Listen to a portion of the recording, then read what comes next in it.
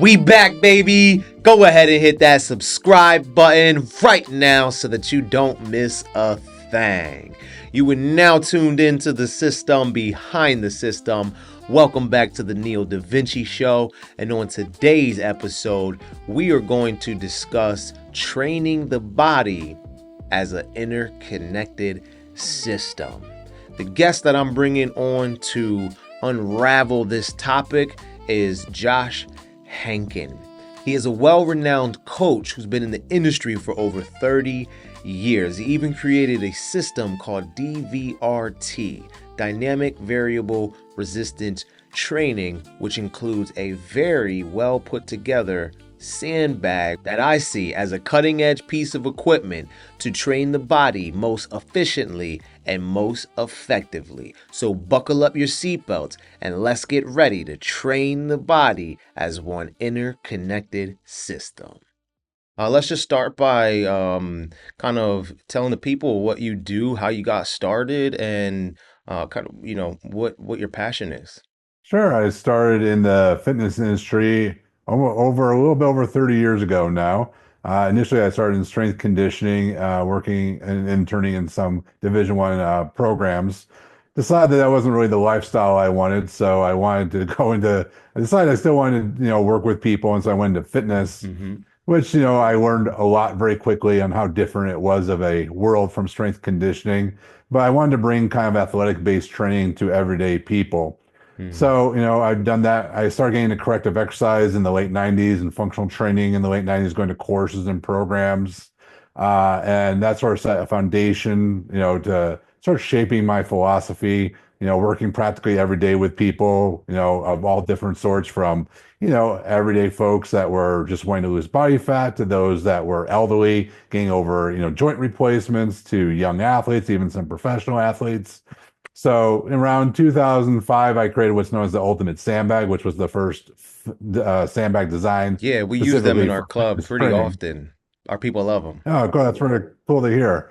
And yeah, I really designed it not because I felt like the world needed a sandbag, but more so to try to illuminate a lot of the concepts that I believed in, but were hard to replicate with a lot of the tools that we had at the time. Tools that were very popular were still like things like barbells, dumbbells, and cables gave us some more versatility. But again, for the most part, it was hard to get in as detailed and as progressive as I thought we could. So that was why I created the tool. And then our DVRT, our dynamic variable resistance training system, was the supporting education behind why we were doing what we were doing.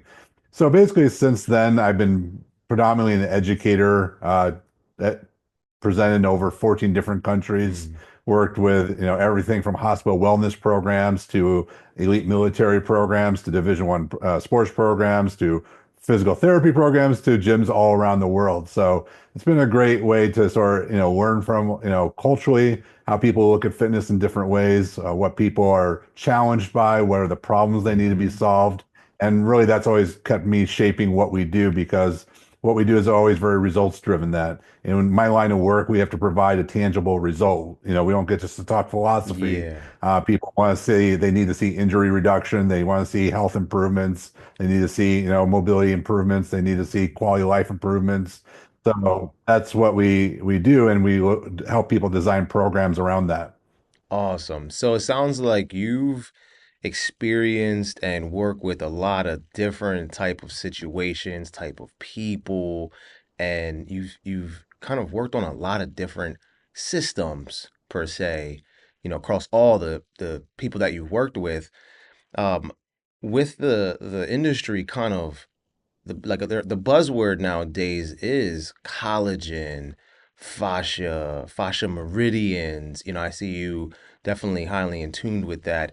What does it mean to you to train the body as one connected system? Yeah, for me, I think of myself kind of like a centralist with a lot of these fascial ideas. Hmm. I know there's people that want to completely dismiss the role of fascia and like it's not important at all. And then there's people that think it's the only thing that's important. And I'm somewhere in the middle. Because basically fascia I learned in the late 90s from a book called The Pelvic Girdle by a great physical therapist named Diane Lee. She was referencing work at the time by a great neuroscientist and overall researcher, Andre Vleming.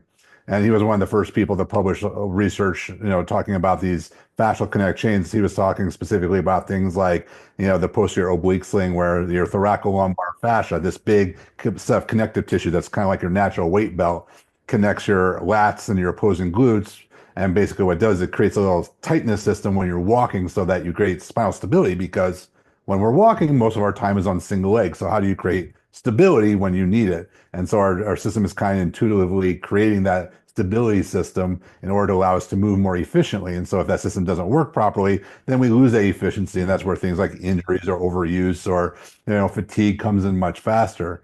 So that was my kind of first exposure. And I really wasn't sure like what to do with that in a training standpoint for some time. But then, as time went on, I just started to realize how it made sense, how it was the explanation of how and why functional training is so important. Mhm. That a lot of times I saw kind of people defining functional training as, oh, functional training is to replicate what you do in life. And Yeah. they totally missed the boat. That's not what functional training There's a means. couple different definitions out there. Yeah, but that was like that's completely missing the boat, because that would be trying to do like that would be like saying, in order to train for football, I'm going to do, lifting in the gym that replicates blocking and tackling, which is just silly. We wouldn't ever do that. Yeah. But that's how people view functional training. And I think it highlighted to me how few people in the industry understood really how our body functioned. So Mm. if you don't know how something works, it's hard to make it better. So to me, fascia was a great way just to help people understand how things can be interconnected in our body. Why is it important to use my feet when I'm doing an upper body based exercise? Why is it important to create lat tension when I'm doing a pulling exercise for my lower body? Why does core stability have a positive influence on the movement of my hips and shoulders? And so again, that was just a good way of sort of highlighting why these connections matter, which then should influence how we bring that into the gym and how we make our training more efficient in building more strength, building more resiliency, building more mobility all at once. Because Mm. as coaches, we know the biggest obstacle we face more than anything is the limited time that we have with people. Hmm. So we got to make the biggest impact in the limited amount of time. So when people try to debate all these esoteric ideas as though we have infinite time, I kind of just roll my eyes, because a good coach knows the one thing we're really limited by is time. So we have to look at what is most efficient. And so functional training has been demonstrated to be more efficient in developing all round qualities than just trying to worry about how much muscle we build overall. But also allows us to go from a corrective standpoint to understand why my left shoulder might be influenced by my core and my opposing hip, why these are all the structures I should look at, not just at my shoulder itself. So it gives us Yeah. a way to help people recover from injury much faster too. It's not an isolated system, it's just part of a bigger communication network in their entire body. Excellent. So I heard instability leads to inefficiency, which then can lead to the system breaking and injury. And functional training to me is literally training the body as it functions, how the Right. system functions. And then when we go to apply it, then that's, added if it's um, in sport or just in general movement. But the body has an innate function to begin with. I would say we start there. Is that what you're saying? Yeah, and I get like why some people become cynical, because I've seen, I'm sure you have too, people that say they're doing a fascial exercise and it looks absolutely like a crazy movement. Hmm. And I don't get like how that's any more fascially related to, something just is more intelligently and progressively built. So it does still have to be based upon principles. And I think that's one of the things that a lot of people haven't really, espoused as much, or people haven't promoted as much. Like, if we have this knowledge of, how fascia does influence the entire system, then what are the principles we should go about, not to just optimize fascia, but the entire network that we're Mm. trying to work, which includes muscles, tendons, ligaments, and so forth. So that's what we try to do, is we try to give people a framework of like, these are the principles we're going to work by to make these concepts come to life, so that we know that we're taking the appropriate steps to progress people in the right manner. And then we know if something doesn't work, what we can try instead in order to solve that particular issue. Right. We, are hearing more about fascia, but that doesn't mean we forget about muscle or bone or the nervous system. And fascia is a component within the entire system. I call that system the biotensegrity matrix, truly is what it is. And it sounds like you're right on that, man. And that's why I've been following your stuff for a long time. What have you seen over time kind of become the focus as time went along? You know, back in the day it started mostly focusing on muscle, then it went to functional training. Talk to me about some of the things that you watched change over the last 30 years.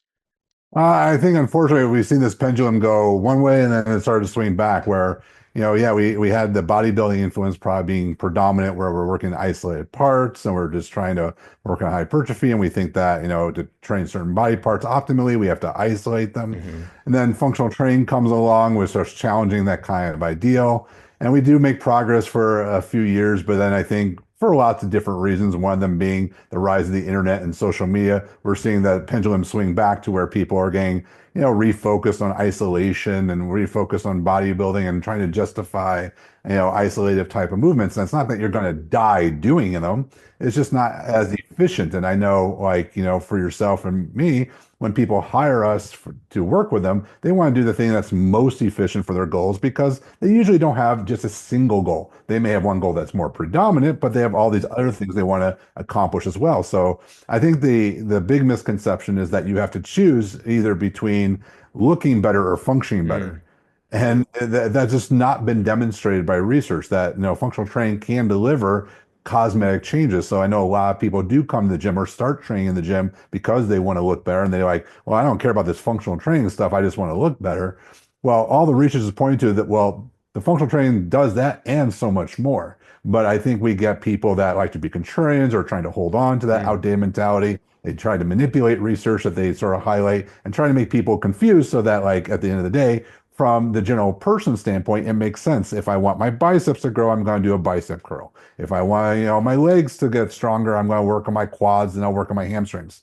And they don't have the knowledge that a lot of us have. And so we need to make that knowledge more accessible and attainable for people in ways that, make sense and that they can digest more easily and readily. Otherwise, if they get confused, they will just go back to what is simplified. And that's where people get stuck doing kind of outdated forms of training. I love that you said function and aesthetics, for lack of a better word, right? Can you can optimize both at the same time. And it's one of the things that I truly believe you could do across the board, not just in the human body. You know, there's some products that I use where they had the function when they first delivered the product and they came to the market. And then over time, you know, the look, they went more for what's trendy and they dropped some of the function. And I love the product because it functioned very well. And then now it looks better, yeah. And sometimes, you know, you see products that they don't look the best, but boy, they function very well. But I believe a truly good product can be both at the same time. And with the human body, the same thing. What do you think fascia has done to the industry as new information and research is coming out? What do you think it's changing in our industry? That's a tough question because I mean, we live in an industry that's largely influenced by social media. And you'll get the people that will tell you that fascia is absolutely everything and that you have to consider fascia in all these different ways. And have the people that literally will say, I don't understand why I have to focus on fascia because if I just move, I'm working fascia. So why do we have to focus on fascia Hmm. specifically? So I think, from the average person looking at this, when they go into these environments, both people sound like they have reasonable arguments to be made. So, like, what do you end up doing? And the last thing I want to do is paralyze people where they're like, I don't know what to do with this information Mm. because both camps make legitimate arguments. I remember I spoke at the National Strength Conditioning Association's national Hmm. convention about like fascial training and like understanding fascia in a more applicable and meaningful way. And then there was a young coach that came up to me afterwards, was like, "Hey, I want to ask you a question because I've heard people say that, squatting doesn't work your fascia. I just think that's BS." I'm like, yeah, that's BS. So like squatting does work your fascia. Absolutely it does. And so I think we have people that unfortunately are hijacking the narrative about fascia Hmm. to make it sound like it's a specific exercise. It's a specific form of Mm. training. And it's not because it's true. Anytime you move your body, you're going to again use Move your fascia. You fascia. can't separate it from everything. Right. And there's people that try to say this exercise is a specific isolated chain of fascial training. Mm. Well, I mean, I get what they're trying to do in some cases where, it's complicated kind of information for the first time for Hmm. someone. So, hey, we're going to highlight this. But you and I know, and like what we need to really understand is you can't train these chains in isolation either. That could defeat the whole purpose too. True. So it's not doing an exercise because it's going to work a specific chain. It's looking at when we do a movement and something doesn't go right in the movement, how that chain could be influencing that movement compensation. And that maybe that's something we need to evaluate. And maybe we need to set up a different progression or regression in order to maybe highlight that more specifically. I think of something like the lateral chain of the body. If people lack frontal plane stability, well, that's something I want to address, and I can do that from a myriad of ways, from simple side plank progressions to half kneeling positions, to split positions, and so forth. So there's a way I can highlight that quality in a very practical and down to earth way versus trying to say you need to do this magical, frontal lateral sling system exercise that no one's ever seen before, and that's super complicated and no one can figure out what you're Yeah. doing. So I think there's like a happy medium there. So I think that's the way we should be approaching fascia with people, telling people like, hey, when I get in a split stance or I get in a half kneeling stance, should I think about which side of my body I put the load on? Because, hey, I know the body works in diagonal patterns. So if my left foot is forward, maybe I want to put the kettlebell on my right side. Or maybe if I'm doing a row, I want to put my left foot forward if I'm rowing my right arm. Mm. Just simple ways that we try to bring these concepts to life. And so when people understand that, what you're doing is you're making the movement stronger and more efficient because you're leaning into how these chains naturally work together. This is how your body wants to produce force. This is how your body produces stability. Then it makes the exercise more effective and allows the person to see the benefits of being more intentional with how they're performing the exercise versus just grabbing a weight and doing something. Right. And so, like, what I want people to do is think about, why am I taking this position when I'm doing the exercise? Why am I loading the body in this manner? And that gives you more meaning and purpose to what you're doing. And I think that makes exercise much more interesting for people and more engaging. And that brings some enjoyment for people because they think there's purpose to what they're doing versus just, Mm. I saw it on Instagram and now it looked really cool. Now I'm going to try this exercise too, but I have no idea what it's really doing. How did I build up to doing it? And how do I know if it's actually working? So it sounds like you're saying it's giving us more education as coaches in what we should administer and give to our clients, and then also educating the client as well, giving us a better understanding of how the body functions, right? Yeah, I mean, and I always make it very practical for people when clients want to engage on the whys of things. I don't talk in coach talk or trainer Yeah. talk. I talk in ways that mean something to them. I had a client one time. I remember he was asking me, he was a very successful CEO, and he's like, Josh, how come we don't do a lot of barbell bench pressing? And I just told him, like, it was actually when he was doing, he was in between sets of doing gymnastic ring push-ups. Mm-hmm. And I said, well, I said, Brad, if you want to make $1 million, would you rather make $1 million in a month or a year? He's like, I'd rather make it in a month. I go, that's what this type of train does. You could get there and maybe, eventually, but I'm going to get you there much faster. And he's like, sounds good to me. He Let's was rock sold. I and didn't have to roll. talk about Yeah. all these different networks and what the fascial slings are going to do. I made it relatable to something that's important to him. He wanted to be time efficient and know that what he was doing was effective and was purposeful. And so that's what I always try to do. If someone goes, well, how is this going to help my shoulder? I can tell them, like, hey, your shoulder is not just working by itself. It just doesn't hang out there by itself. It's sitting on the frame of your body, and you can see all the things that are below it are going to influence what's happening at that shoulder. So while we're going to work on your shoulder, we have to do it in conjunction with all the other parts Mm. that it works with. It's the idea that, okay, if I go ahead and my car has a flat tire, but I just work on the engine, well, I'm not going to get very far. Right. So it's like I want to do things that actually address the overall issue. Just working on your shoulder because your shoulder hurts isn't probably going to be as effective as if we work the shoulder with the rest of the chain, because the rest of the chain could be influencing what's happening in the shoulder. I don't want to put a band-aid on it. I want to fix it. Most clients will come 2 times a week, sometimes 3 times a week in a private session, or sometimes even a group session, but that client that's with us 3 times a week in a private session, that's the most time we usually get with someone. And that's only 3 hours a week. We don't have a lot of time. So the efficiency is key.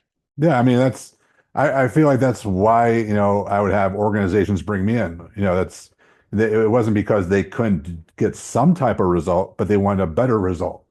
And so that's kind of like what our responsibility as coaches is. People could go and get a workout basically from a million different places nowadays. But the only value we have is to make what they do more meaningful and purposeful and efficient. And so we got to show them that tangible result at the end of the day. But we also have to understand these concepts in a way that we can design programs that make them more efficient, purposeful, and effective. And we definitely can do that with a better understanding of how the human body works as a whole, right? Absolutely. And we have a lot of people that are kind of like downplaying the value of education nowadays, and that's an unfortunate thing because a professional only grows if we keep the education, trying to push Uh, forward.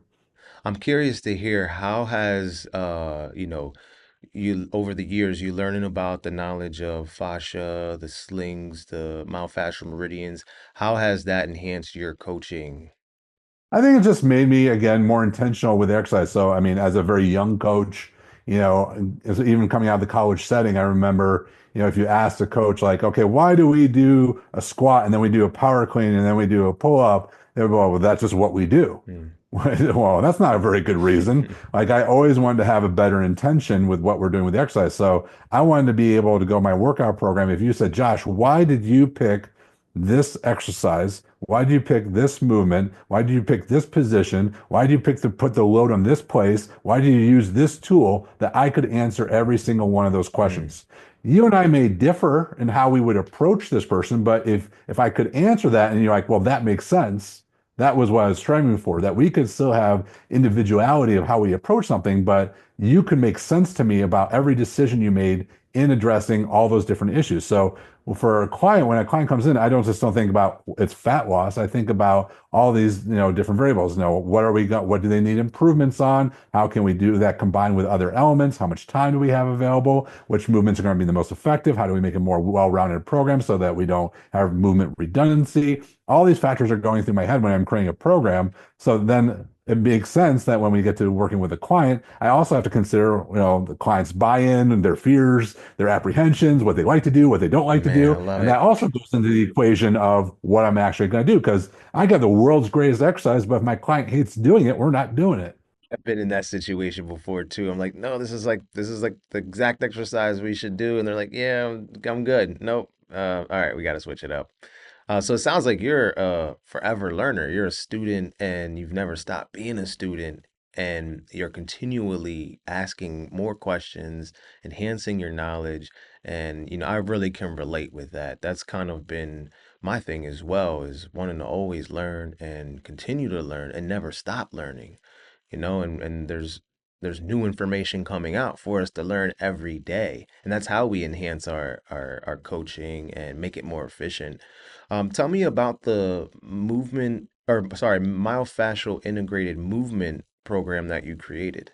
Sure, that was actually something I created in response to some of my own health challenges, but also just delving very deeply and talking with experts in the realm of pain science, Hmm. and just understanding like the complexity of pain science and thinking about how as coaches can we be more effective because a lot of our clients, as you probably know, come in with goals like, hey, I want to lose 20 pounds, but by the way, my back's killing me and I can't do a lot of different things. Or, I'd like to do this, but I'm in pain. And just understanding like what as coaches, what should we be thinking about and understanding when it relates to understanding things like pain. And I think unfortunately it's something that overall in the health industry that there's generally a poor understanding of, even from physicians and even physical therapists at times. The understanding of influencers of pain is very problematic. So people generally think like, well, if something hurts, there's something wrong. And so what more neuroscience is teaching us nowadays is how much of our nervous system actually influences our experience of Right. pain. That all pain is created in our brain. And people think, no, it's created in my shoulder, my back, my knee. It's like, no, sensory information is sent through your spinal cord up into your brain, but then your brain decides whether or not to create pain. And it does this on a whole bunch of different factors. It takes in that sensory information, but it's also looking at its past experiences, Mm. its beliefs, its emotional state, Mm. social influencers. All these things are subconsciously going on in our brain, where our brain then goes ahead and decides whether or not to create pain because we know that we could have pain without tissue damage, and we can have tissue damage without pain. Mm, So what myofascial integrated movement system was trying to do is looking at the fact that if we can work with nervous system regulation, if we could teach people safety and movement, if we can get them to learn to soften their bodies and not do everything with high tension, it was basically looking at a lot of the literature and mind-body fitness programs and how they consistently show decreases in chronic pain, improvements in function. And basically, it's not because we're doing something magical, but because we're specifically targeting the relationship with movement, with how the nervous system is perceiving the movement. That if someone perceives a movement to be more dangerous, the brain is probably going to be more likely to predict pain than if someone feels more safe in a movement and they can sort of soften their body in that movement, we can actually decrease that. And we know stress is a main driver of pain, as is fear. So if we can learn to soften our bodies, we don't have to work with your conscious thoughts. We can actually, by softening your body, relaxing your body, mhm. actually tone down what the brain is already doing. So we don't have to necessarily become mental health experts, although there's certain things Right. we can do with catastrophizing and fear concepts that would help people. We can teach people first just how to be within their bodies, to soften their bodies, not to be fearful of their bodies, how to deal with sensations in their body more effectively. And that, as a byproduct, is a very effective way for decreasing pain, but also at the same time, we can improve mobility, stability, Mm. balance, which is all great qualities that will enhance everything else that we do. So talk about, taking a system approach. Now you're incorporating the nervous system's involvement. And you're right, we don't have to be like mental health experts, but it is good for us to know how the nervous system responds to the stimulus that we're giving our clients. We need to know that, right? To keep them safe and to make sure we're doing things effectively. There's a new term that's coming out and it's kind of getting hot called neurofascial connection. Can you talk to me about that? Because I know you're well educated on it.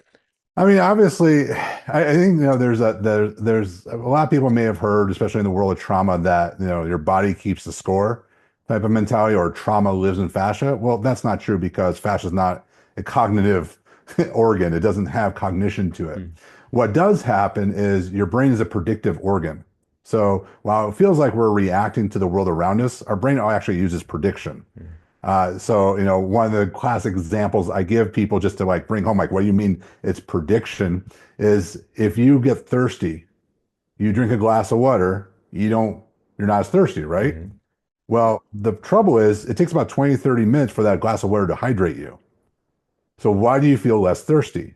Well, because the brain has learned that drinking a glass of water hydrates you. It'll actually change signals in the brain to actually decrease your need for thirst. Love it. It's prediction, Yeah. right? And this happens all the time. And one of my other fun examples that I give to everyday people is if I start saying happy, what most people think, I'm going to go birthday, and I go happy birthday, and then they can continue the song, right? Yeah. Your brain's constantly predicting, and it's based upon past experiences and things that it's sort of taking into account. Plus, if it's in a stress state or other states, then it also starts to influence how it creates prediction. So what can happen, because fascia has so many nerve Mhm. endings, is that if our brain is in a chronic state of pain or stress, what ends up happening is that the neural networks of both physical and emotional pain actually overlap quite a bit. That's why you've ever heard someone say, if you've ever been through a bad breakup or you lost someone you really cared about, you go, it Mm. hurts. Like there's physical pain with it. Yeah. Like we know that emotions can drive like physical pain. We know that when you get nervous, you get butterflies, you get stressed, you get neck pain, those type of responses. So what's happening is that over time, a chronically challenged, emotion or stress in the brain with inflammatory responses actually creates a sensitized nervous system. And that sensitized nervous system travels down into things like our fascia, where neutral or light sensations now become painful where normally they wouldn't have been. Our body is starting to tighten and guard more because it fears like it has to protect us ourselves.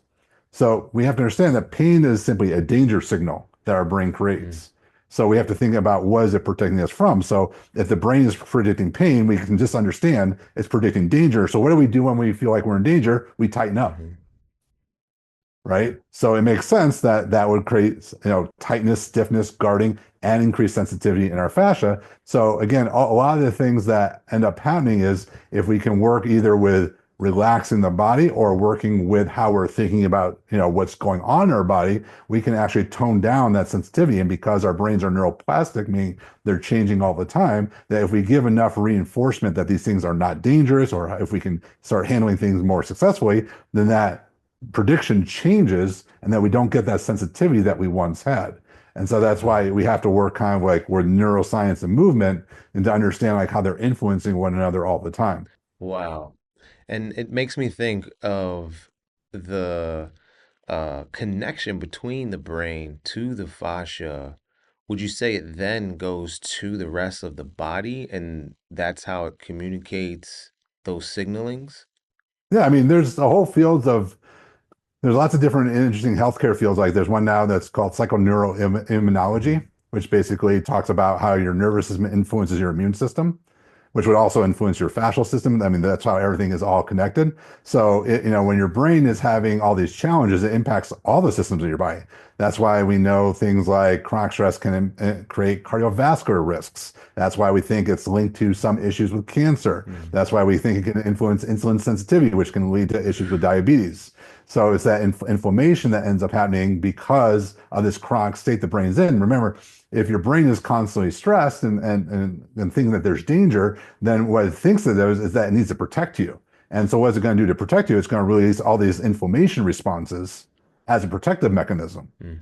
So we have to teach the brain that it doesn't have to do that.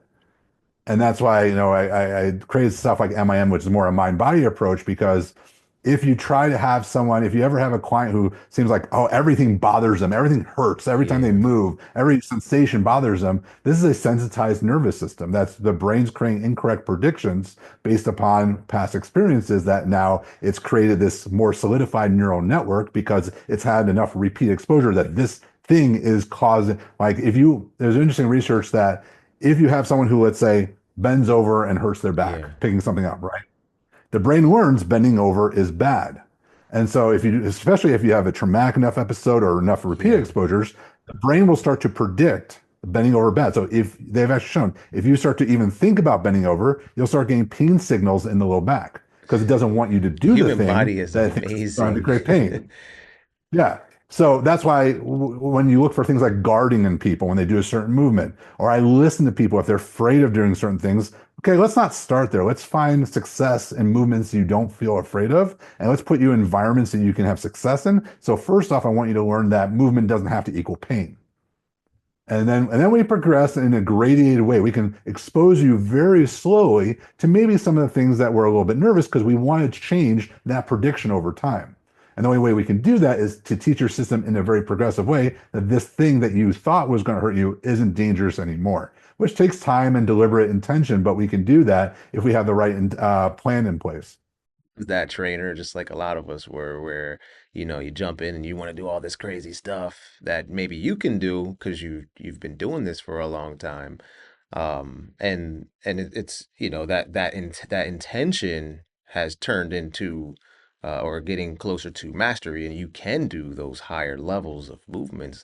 But you gotta keep it simple and start off slow, build people up.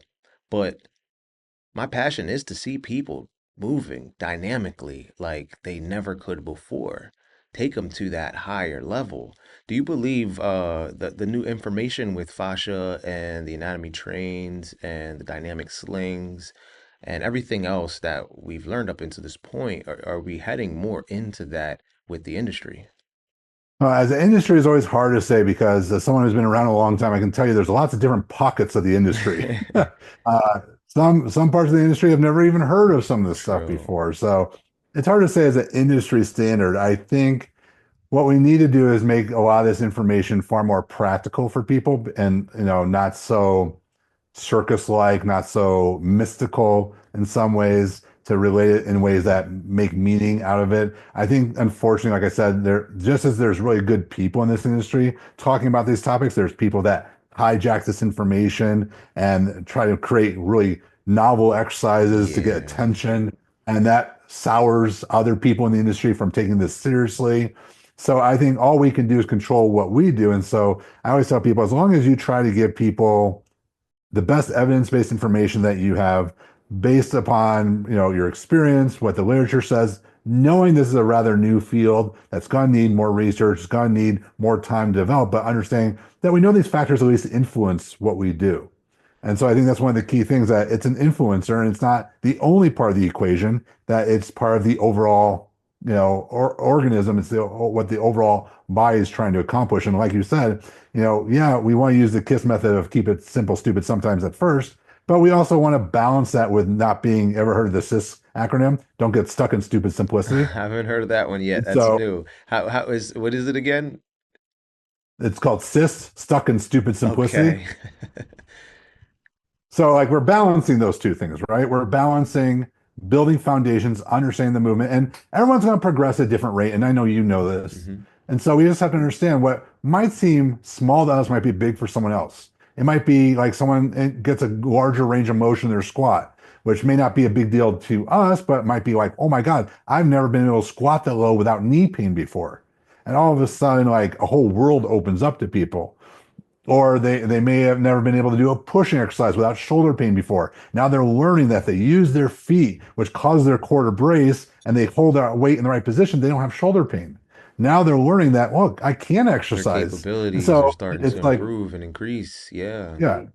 And once confidence grows and once this interest grows and they get excited about it, that's where we have the opportunity to keep them growing. And so I always tell coaches, I'm not so concerned necessarily with how many members you have or how many clients you have, although I know people need a good amount to survive, but I want to know like what your retention rate with people is. Do you keep the clients that you have, or are you constantly having to get new clients because you're not communicating these things, you're not Mm. progressing people, you're not creating these environments of success, which we could talk about the best thing in the world, but if we're not accomplishing these goals, then we're not going to make actual progress with people.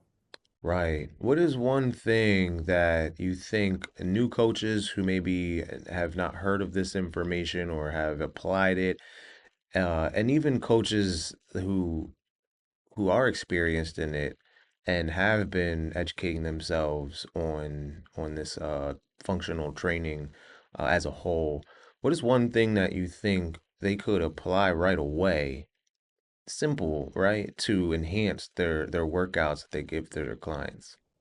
I think it's thinking about those three variables that I break down. That's usually one of the first things we teach people is, what is your body position? What's the load position? What planes of motion are you using?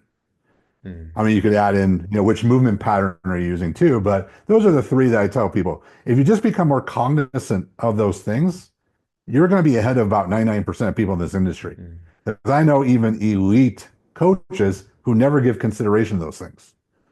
And so like they don't even do those things. And one of the things I love to do is I'll break down, a friend of mine would give me like Division I training programs. I'd use them in seminars and go, like, look at this movement redundancy. Look how they're not considering, these very simple things. So sometimes we overestimate that higher up people are doing more advanced things, and oftentimes they're really not. mm, And so if we can give a little bit more thoughtfulness to answering those questions of why am I doing this movement pattern? Why am I in this position? Why am I loading this body this way? And why am I using this tool?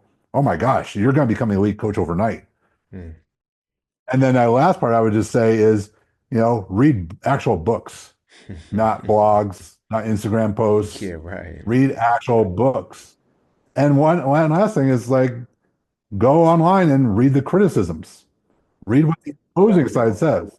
With all this new research about fascia and collagen science and even the biotensegrity matrix, it's going to be very important that as coaches begin to look for this information and they're looking online and trying to find the right sources, they're going to need credible sources. They're going to need the right information. What sources have you used, like books or programs or education over the years, and even currently? Because I know you're still educating yourself. What have you used to educate yourself on this info? I started old school books, just actual like textbooks on things. And when I talked about that Diane Lee book and she talked about Andre hmm Vleming, guess what I did? I went and searched out Andre Vleming's work. And then I read his work, then I would go on the internet and be like, hey, has this been updated? Is this still considered current, literature? Because information does change in science. That if this was done in the 90s, did we learn stuff that changes what we thought about that back then. So it'd be like, that's where things like AI can be helpful. I don't say I rely on it, but it can be helpful. Or Google search engines like, hey, this information, has this been updated, or is this currently how this is viewed? And maybe you get a different perspective, like, oh, this has been updated. Oh, we have changed our view on this because of new research overall. So I think you start, looking at the people that have done some of the research, that have done the legwork in collecting data. Yeah, I use Thomas Myers Anatomy Trains, but I use parts of it. I mean, he's coming from a massage therapy background. He doesn't know a lot about exercise, and I've worked with Tom in exercise stuff. Like he likes a lot of what we're doing with exercise, but that's not his specialty, and he'd be the first to tell you that. So, I look at, okay, what can I derive from here? What is he saying? Who is he citing? And then I do the same thing. I go, okay, what does this say? Is this still how this is viewed in this, industry or field? Has this been updated? And I constantly keep doing that. So it's that process. I think people need to, if I would recommend a coach is like, pick a topic to learn about for each quarter of the year. Because if you you can become super specialized in something, and then I mean, you can become really intelligent about it and you can know a lot about it. My question is, how much does it improve what you do? And sometimes you need to put it in context with other things. Like I could say fascia all day, but then, my view of fascia changes a little bit when I get into pain science. And then, when I get into pain science, then I start thinking about, neuroimmunology a little bit differently. And I think about that influence upon fascia, that influences pain science, influences this. And then, by the way, that influences eating behaviors. And I think about how that all Yeah. starts to play out.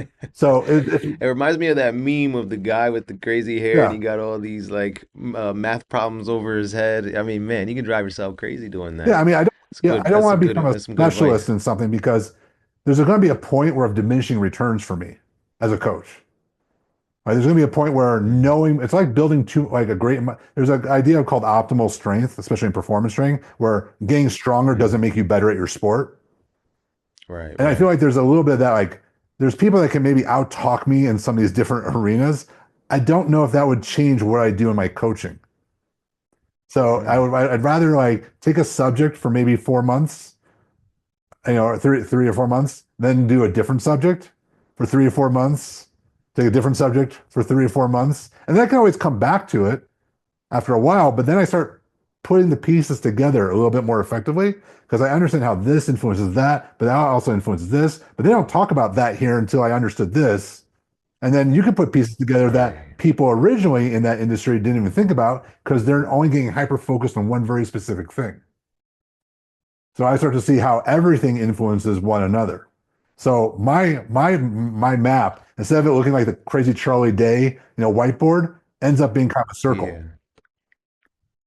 And most people only have a Oh, dot that's on the good. circle. They only know how this impacts that.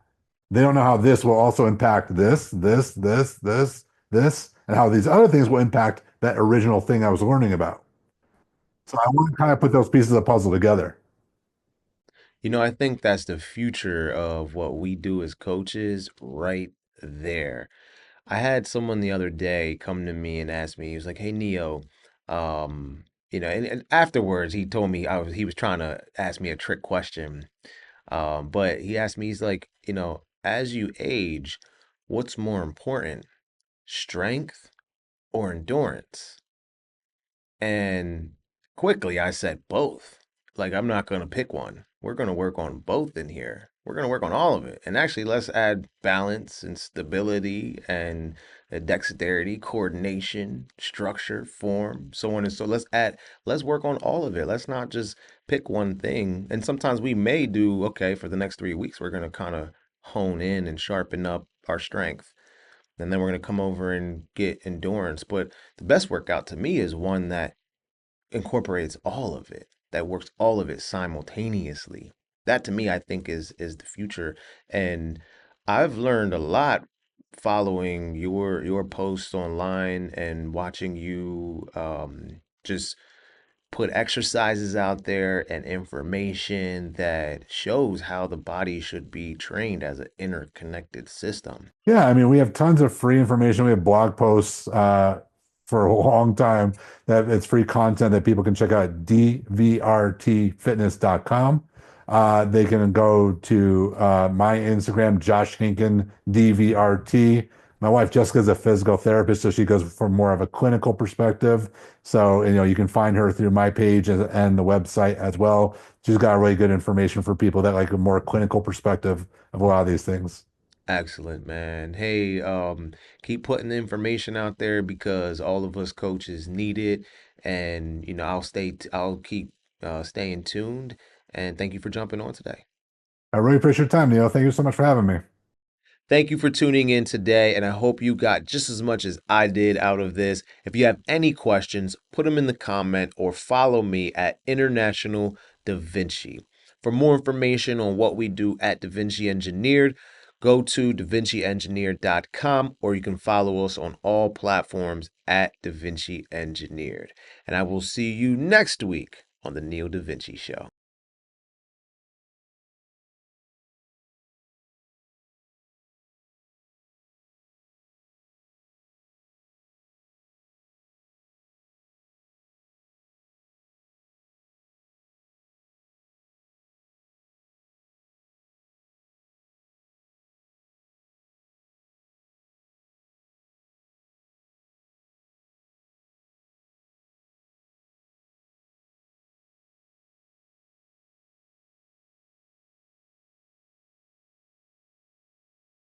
Thank you.